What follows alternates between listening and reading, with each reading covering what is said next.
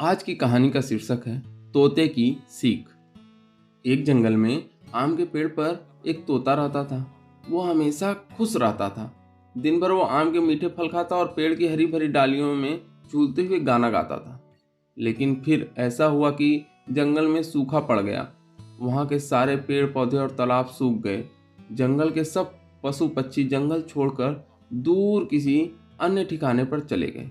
लेकिन तोते ने अपना आम का पेड़ नहीं छोड़ा। वो सारा दिन सूखे पेड़ की डाली पर बैठा ईश्वर से प्रार्थना करता और दर्द भरे गीत गाता था।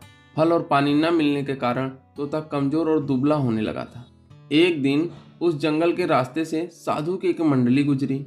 उस वीरान जंगल में जहाँ एक भी जीव जानवर दिखाई नहीं दे रहा था, वहाँ सूखे आम के वृक्ष पर एक कमजोर तोते को करुण स्वर में गाते देख एक साधु ने तोते से पूछा, अरे मिट्ठू राजा, इस उजड़े सूखे जंगल में तुम अकेले क्या कर रहे हो?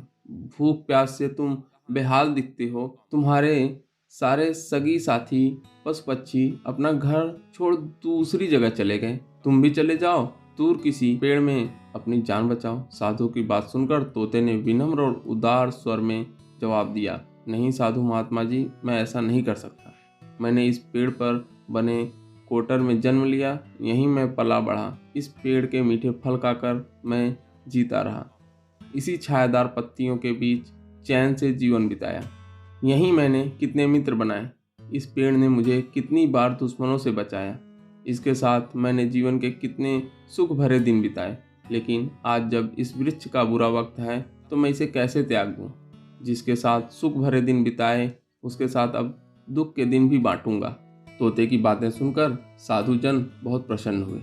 वे अपने मंडली के साथ उसी वक्त उस देश के राजा के पास गए और उन्हें उनके राज्य में सूखे जंगल का समाचार भी दिया और जंगल को बचाने की गुहार भी लगाई।